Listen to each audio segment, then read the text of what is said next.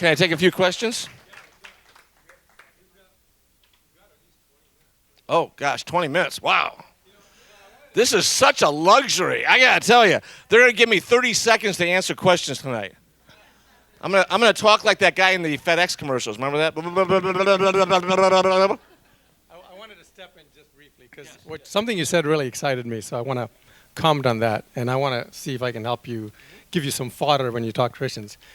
The Bible clearly says, and in fact I just taught about this a few months ago, in Exodus 18:21, that you are a true republic, which is the basis of our foundation of the republic, was Exodus 18:21, was we should elect leaders over 10, leaders over 50, leaders over 100, and leaders over thousands, and send them, those top leaders. So your idea, and I kind of feel jealous because I thought I'd come up with this idea, and now that I hear you saying, I'm like, wait, that was my idea, and so my idea was that we need to go back to that, and the beauty about that is when you have tens of thousands of leaders, how is big lobbyists going to affect them? They can't. There's just so many of them. There's no way you can buy all those people. Moreover, if Fred's going to make a bad decision, I'm going to see Fred tomorrow because he lives 2 doors down from me, and I'm going to tell him how I feel. And so now it becomes so much personal. So I just want to say that's an exciting idea. I'm not sure how we'd get it past the legislature. That's the tough part of it. But I just want to say you've got a biblical principle there. You've got a foundational principle in the Bible, Exodus 18:21. It's the foundation of the republic. And I think it's a great idea. So I just thought I wanted to add that in. And you know what? Given the secular nature of the media, I know that's a surprise to you. I'm not necessarily talking about it in biblical terms, but I am talking about it in the terms of getting money out of politics. I mean, how many times have you read the San Jose Mercury? Actually, I take that back. You probably don't read the San Jose Mercury. I have to because it's an occupational hazard. But how many times have you seen newspapers rail on about money in politics? The idea I have gets money out of politics. And it makes our leaders accountable. Let's say this young man's elected in my neighborhood, and he goes to Sacramento and he raises taxes. Guess what I do? No, I don't beat him up. I'm a Christian. I don't beat anybody up. I run against him in the next election. I run against him, and I hold him accountable. And guess what? I go around to all my neighbors. There's only a few thousand I have to go visit, right? And I can talk to each one of them personally, right? Because it's this tiny little district. And I say, this young man, what's your name, sir? Doug. Doug raised your taxes. I won't. Elect me, not him. And I win. That's accountability. Do we have that now? If you don't like what your representative is doing, how do you get rid of them? Forget about it. Unless you have millions of dollars. You hope he dies. Well, I hope not. Now, there's values for you. No, I'm kidding. That's practical politics. I get it. Okay. Well, in Chicago, the dead vote, so we probably still would have yeah, let's get some questions. Oh boy, we got them shot up here. Okay. I'll let you choose. Mr. Governor. Oh, did I just say that? No. No. I want to get used to that. Yes. Okay. I want to get used to it too, brother. I bet you do.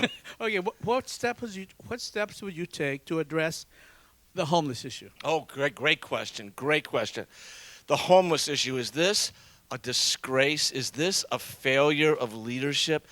We do people no favors by letting them live on the streets.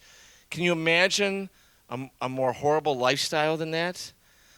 Well, first of all, there's no easy solution. I think there's 3 elements of it. First is the housing crisis. We've got to build houses. I have a plan to cut regulation, streamline the approval process, and build 3 million homes affordable.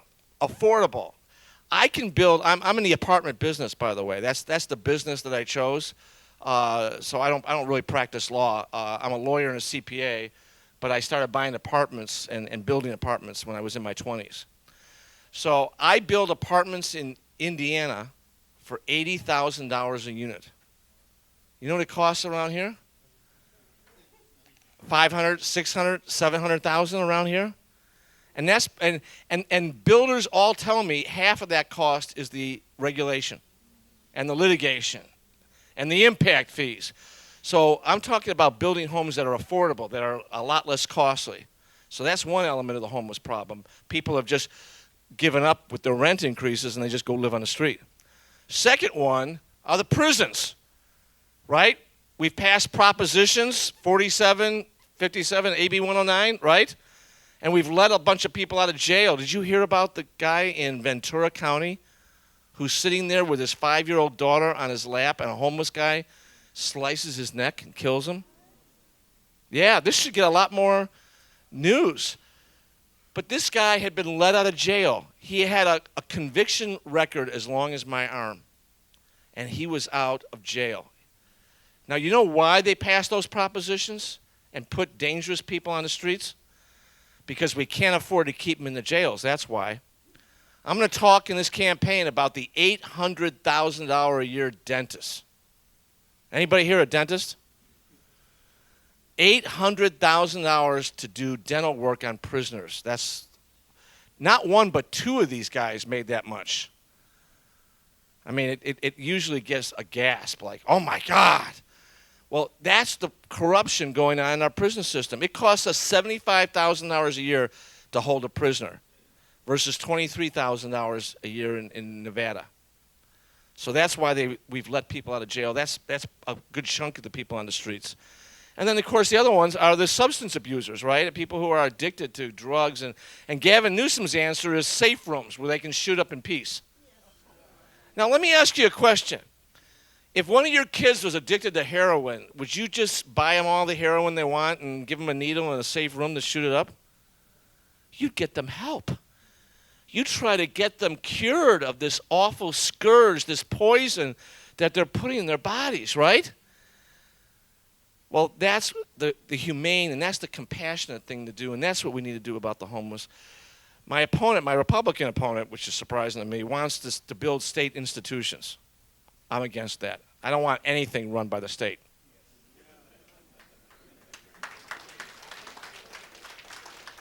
I want to involve communities. I want to involve religious communities as well as secular communities of people caring for others. And that's, I think, the best result for that. All right, great job keeping the questions short. Let's try to keep the questions Wish short we could so keep can the get answers short. through. Yeah. Unfortunately, I blew that one. Yes, ma'am. Okay. So you talked about your mom being a school teacher. Yes. And so I'm wondering if you're going to go up against the teachers union to allow the teachers to opt in or out of being a part of the union. And are you going to get rid of Common Core? Well, I'll take the second question first because that's easier. The second question was, am I going to get rid of Common Core? Absolutely, day one. Actually, I take that back. That's day two. Day one is sanctuary state and the high-speed rail.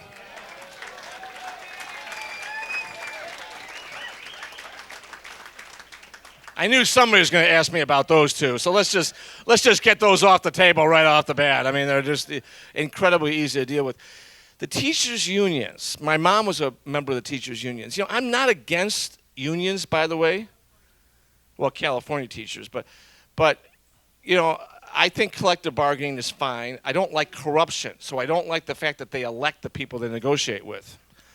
So I think my idea about this neighborhood legislature is going to be the way to deal with the unions, frankly, and that's the way I'm going to approach it. I'm going to approach it from a standpoint of corruption and having a true negotiation.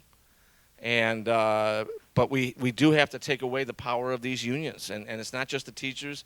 It's the nurses. They're pushing single-payer health care. I mean, Milton Friedman, remember him? I was literally born at the University of Chicago, and he taught there, right? What did he say? If you put the government in charge of the Sahara Desert, it would run out of sand in 5 years. Right? if we put the government in charge of health care, we won't have any health care anymore. And so that's what I'm going to be running against with Gavin Newsom. Well, the Supreme Court case is what you're probably talking about, the Janus case that's being, that's going to come down by June 30, by the end of the term. I hope the Janus case is going to be decided that allows teachers to opt out. But I got to tell you, a lot of my conservative friends are saying that that's going to win the day for us. I hope it would, but here's a statistic you ought to know about. There are 2 million public sector workers in California. Did you know that's the number? 2 million. Now, the total workforce is 20 million. So that's only 10% of the total, right? 90% of people don't work for government.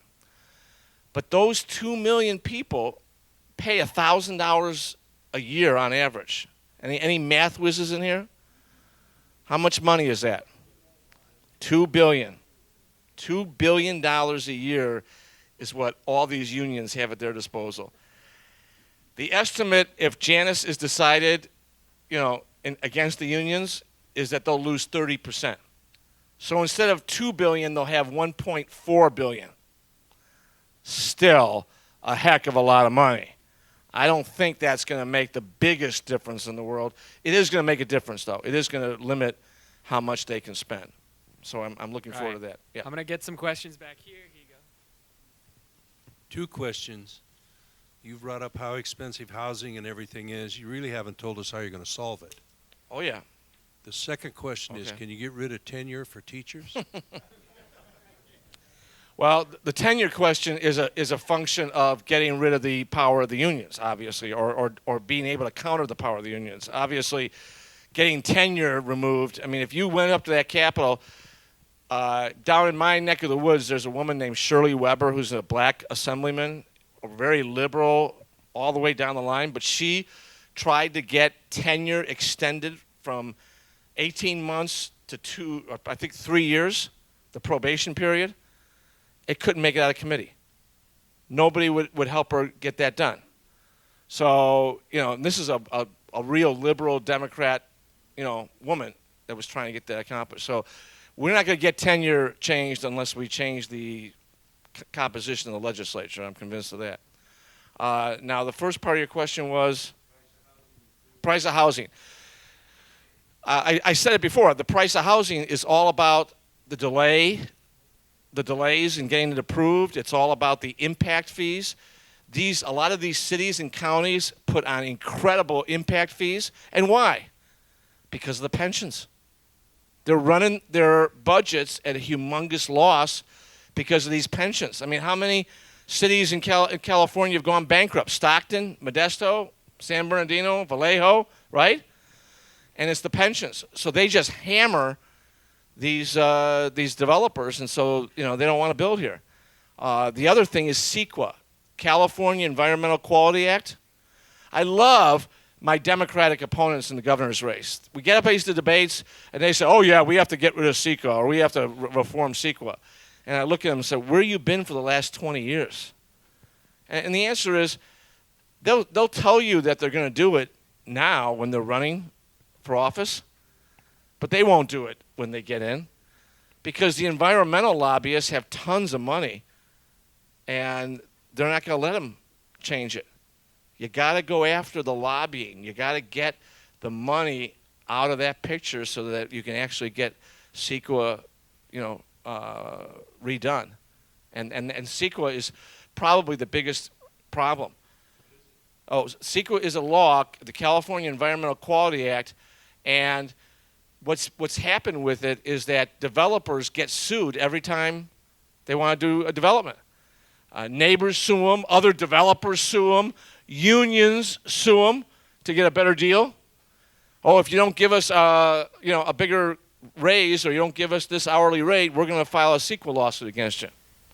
So that drives up the cost. Right. Yes, sir. So you brought up earlier in your speech about AB 2493, about the sexual orientation change efforts and how that would become illegal.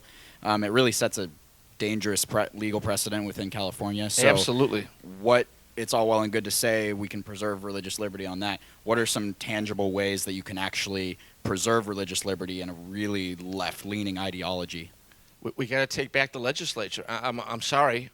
You know, I mean, as governor, I'll be able to do a lot. Let me just say that. You know, I mean, I'm going to be in charge of the entire executive branch, so I can direct executive agencies. But I can't enact law by myself. I can veto, and of course, I'll probably be overridden on some things until I get the legislature changed, right? But I would veto that bill. But they could override it, presumably. But you know, hopefully, they won't have a supermajority that they can override it. I'll also have the bully pulpit, frankly, and I'm going to use the bully pulpit. I'm using this pulpit right now. So believe me, I'm not going to be shy. Yes. This is a comment, not just a question. AB 2943, really bad bill. Yes. I don't know if you realize it, but Summit Ministries runs a 2-week camp to get high school and college kids' heads screwed on properly. And they were going to establish a California camp out here. And they started the procedures. Well, they just formally pulled out because of that. Did they really? They stopped it right off even before the bill passed? Yes, they pulled it back. Wow. That's a chilling effect. That's called a chilling effect. And just the very nature that they got the bill even introduced. And I think it passed the Assembly. I don't think it's passed the Senate yet. But, you know, of course, that may be on the way. Who knows? But you know, it's all about chilling action. And, of course, don't kid yourself. Some group with a lot of money, David Geffen or somebody like that, sponsored that bill, right? So it was all about the money. We support you on a lot of issues, but me and my friends were told that you believe that the Portugal policy on drugs, which is legalizing all kinds of drugs. No. No? Okay, I just want you to clarify. What I said, yes, and this has been totally distorted by the media especially. I said I don't want to jail intravenous drug users. I don't want to jail heroin users. I want to get them cured. Now, the Union Tribune printed that I wanted all recreational pot users to go to hospitals too. And of course, we don't have enough hospital rooms for that. Unfortunately. Gavin Newsom will show up in one, I'm sure. But, you know, I'm not a user, by the way. But that's not what I said either. I talked about looking at best practices from other countries, and I said Portugal doesn't jail heroin and other addictive drug users. What they do is try to get them cured. But you're right, they do legalize a lot of dangerous drugs, and I'm not in favor of that either, though. So I want to clarify. I am not in favor of legalizing heroin or other dangerous drugs. Yeah, the way I found out about you being here today, a friend of mine told me, but I went and looked on your website, the Republican website. I couldn't find this event, and the way I had to go about finding it was I went back and searched through Campbell churches to find this event. Are you going to have an easier way for us to find you guys? Yeah, I mean, we put everything on our Facebook page. We have a Facebook page, John Cox for Governor. Is not on there? Okay, well, that's a failing of ours. I'm gonna talk to our management here, David. We'll make sure that we clean that up. I will say this, by the way, this appearance here only happened a couple weeks ago. Yeah, it was kind of a last-minute thing, and so maybe that's one of the reasons. Myself and thousands of other California veterans used assault rifles and high-capacity magazines to defend ourselves overseas as well as to protect the freedoms we have at home. Are Californians allowed to be trusted to own assault weapons and high-capacity magazines to defend ourselves here at home? Absolutely. I'm a staunch defender of the Second Amendment.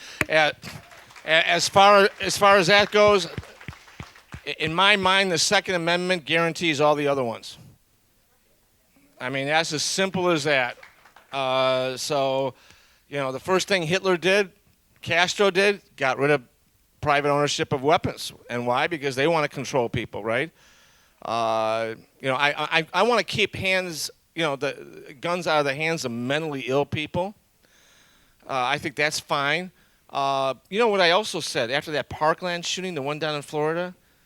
It was on Ash Wednesday. I'd just gone to church, and I heard about this, and it really hit me because I have a 13-year-old at school. And I called up my press person, and I said, I want to issue a press release, and I want to ask all the media outlets not to publicize the name or the picture of that offender. Of course, they didn't listen to me. But isn't that what we should be doing? The next nut out there who wants to get famous in a big way, terrorizing a school, is looking at all the fame that, what is his name? Nicholas Cruz. We know his name, right? All the fame this monster got, and they're ready to do something again, right? Let's stop doing that, right? Come over to you. I don't think I need it. I just wanted to know, what's the difference between you and Travis Allen? Well, you know, I've been endorsed by the Pro-Life Council. I'm clearly pro-life. He is all across the board on it. And if you want to know, Google the name Craig Alexander, and Sarah will give you a good she'll give you hours on it. But you know, Mr. Allen, you know, tries to embellish a little bit on that score.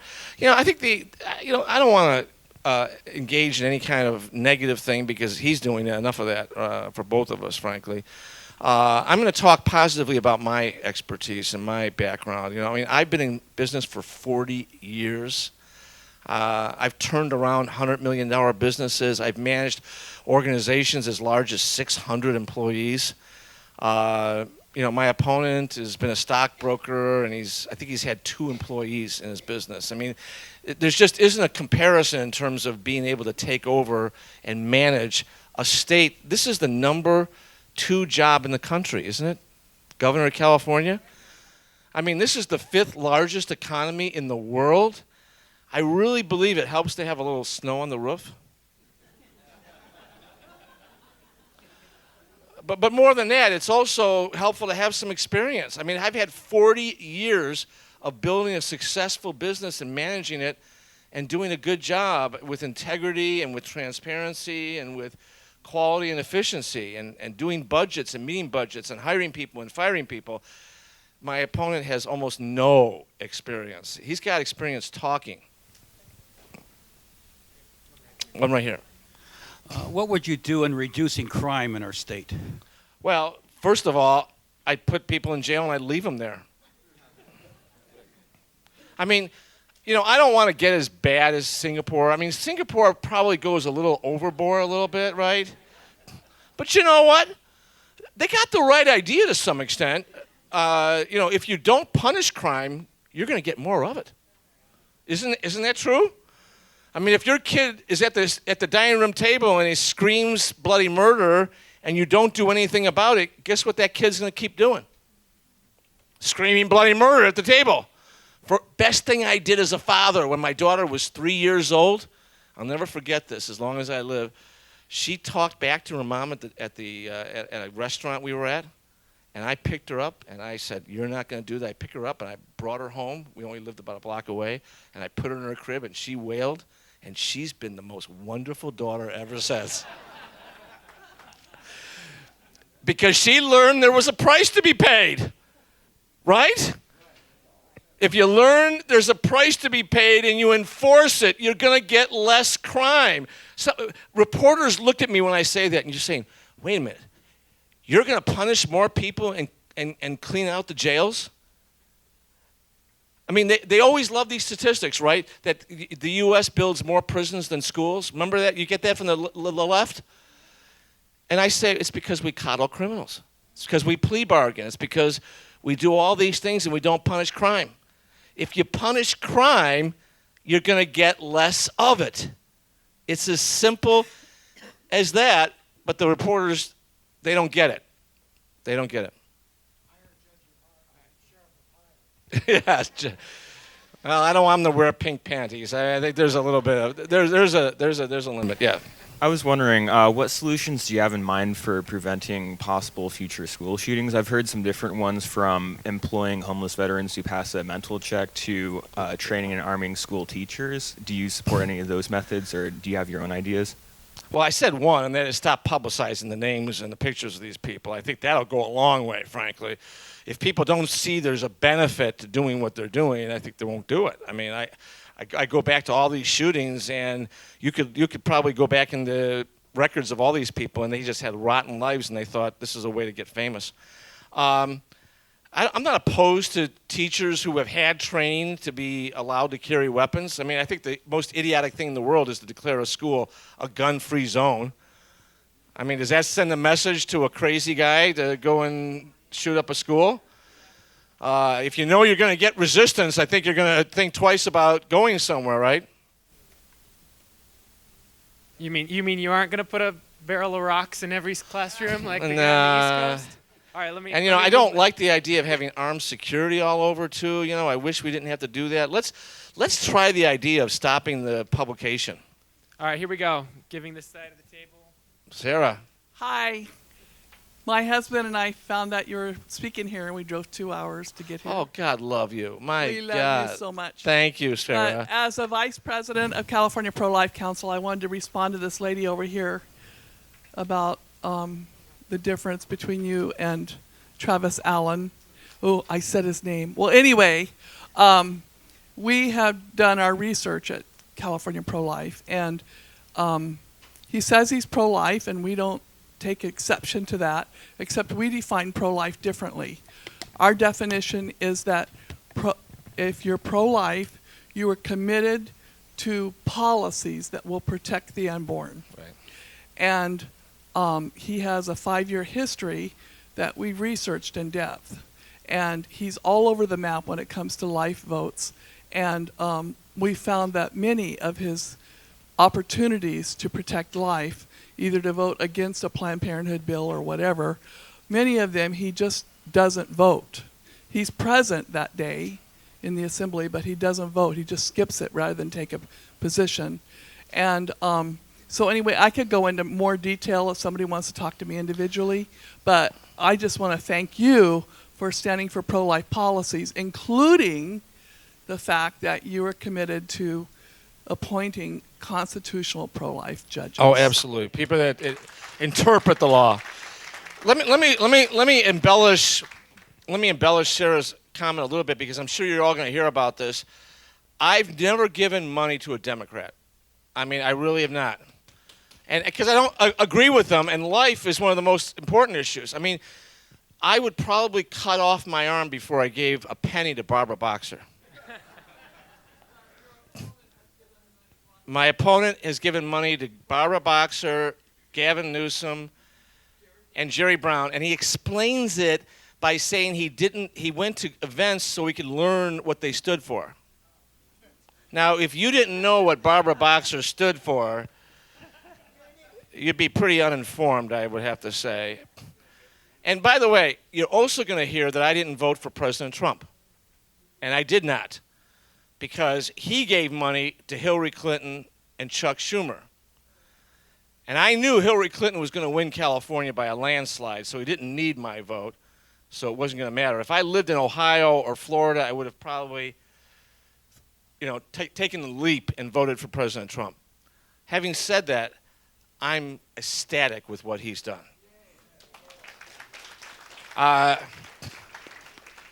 And call me just nonplussed. I mean, it's just wonderful that he said he was going to be a conservative, and he's followed through. I mean, that is amazing, because George W. Bush didn't. George W. Bush didn't, and I was burned with George W. Bush, and I was worried about Donald Trump. I'm happy, and I was never a never Trumper. I was always guardedly optimistic. I didn't vote for Hillary, for sure. But I think he has a chance of being better than Reagan. And what he did today is another step. And I don't know if you probably were here. You didn't hear the last part of his speech today, by the way. It was wonderful, because he did what Obama didn't have the guts, I was going to use another word, but this is a values group. What Obama didn't have the guts to do, and that is stand up for the Iranian people. Yes. He said at the end of his speech that he wishes the Iranian people all the best and that they get their country back Yes. from those Ayatollahs who are leading them on a path of destruction and are only interested in their own power. And that's the truth, isn't it? And I thought it was wonderful that he reached out to the Iranian people. It was a great thing. So we're going to do this question and then one more. Oh, I could do this all afternoon. John, just as a devil's advocate kind of question. Sure. Bill Clinton used I didn't know we allowed devils in here. Bill Clinton always used to say, it's the economy, stupid. Yes. It's the economy.